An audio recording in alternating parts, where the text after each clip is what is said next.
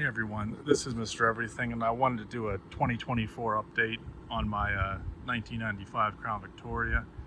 I mean, it's still in good shape, but the main things I did in the last year since my last update was I changed the tires out for Vogue white walls.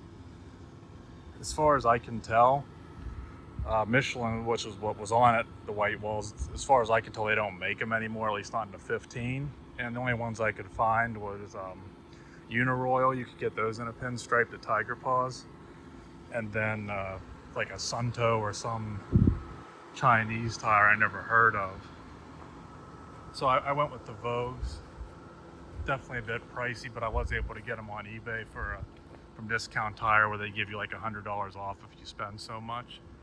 So I can't complain. I mean, they look really nice. They made the car. And the funny thing is, like, right after I bought them, I found out they sell like a blue, I guess you wouldn't call it a pinstripe, but like that stripe on it. So the blue obviously would have looked a little better on a blue car, but nonetheless, I still think it looks just fine with the yellow or the gold, whatever you want to call it. Now, it's really hot out, so I'm leaving everything run, but the main interior upgrade is I went ahead and put a touchscreen radio in it. And you have to modify, you have to Dremel or either that or use a hacksaw and get the little extra piece of bezel out, but then a double dent will fit in it. It was a bit of work. And then I changed out the speakers.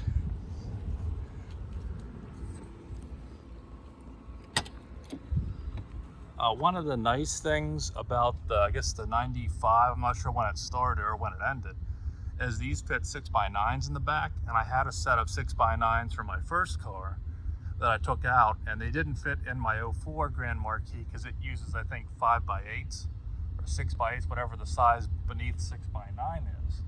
So I got to repurpose them and put them in this car, but I only had the two in the back.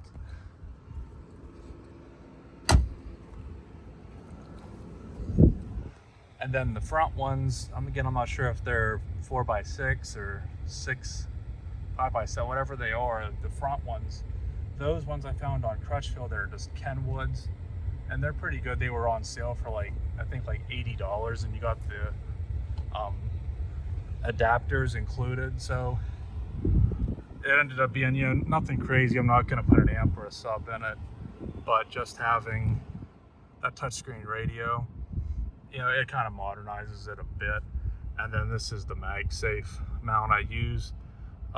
Ideally they would go here, but I had one of these old magnetic mounts that just uses a piece of metal.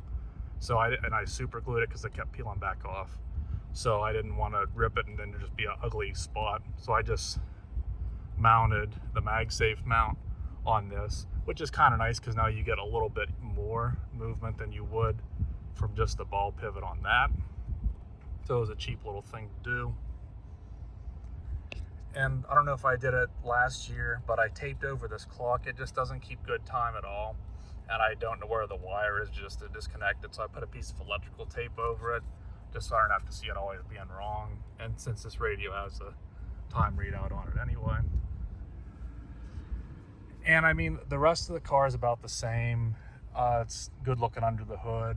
Still fairly low mileage. I haven't crossed 50,000 yet, but that's coming up soon. But for a car that's going to be 30 years old, it's still in really nice shape. Again, I love this interior, this cloth. Some of them were like this type of velour, but then this is like, again, like a houndstooth or something. And whatever it is, it's so nice. It's still soft. It looks good. And I've never seen another interior like it. So even though this is an LX, I'm so glad that it has this cloth in it instead of the leather, which I think this was a well taken care of, probably garage kept car. So had it had leather, I think it would still be in good shape, but I'm not complaining. I really like this interior.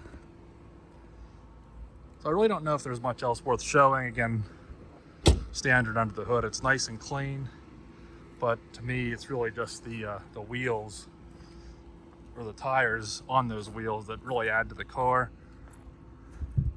The paint's pretty good. I didn't do like a serious correction. It was pretty good. I just did one of those Meguiar's DAs you put on a drill, So it was enough to put a little bit of shine in it, but there still are some swirl marks and light scratches. But for an outdoor car that's a daily driver, and that's my other daily driver, but it's pretty good. And the only thing is these lenses are turning a little bit yellow. I polished them. I'm not ready to put a Cerakote kit on it because you have to sand them, and I just don't want to sand them all up and then seal them, to where I'll eventually probably have to, because they are getting a little too yellow. Either that or putting in some probably aftermarket, because I doubt I can find any new old stock without paying crazy money. So I'm gonna leave it there. I just wanted a quick video for anyone that likes these cars, mostly just to show, like, I would really recommend this tire package. Again, not crazy expensive, but they're 15, so I'm sure you get those Vogues in a larger size, it's probably going to start costing 4 figures. But I do like on the 15s, you get a nice big white wall, to where people that have the 20, 22, 24 inch Vogues, there's hardly any white wall on them. So that is, I think they look best on these old cars with the small tires, actually, and the big sidewalls. So I'm gonna leave it there. I might do another update on my Impala, but there's not much going on to fit. But I'm really happy to have this. It's a lot nicer than my Grand Marquis I had. And this definitely is a looker. And it's gonna be reliable. I mean, it's low mileage, no rust, so I should have it for many years to come, and I'm happy to have it. Big fan of the Panther cars, but I really can't see myself getting rid of this one anytime soon. So thanks for watching, and you'll see me in the next one. Have a good one.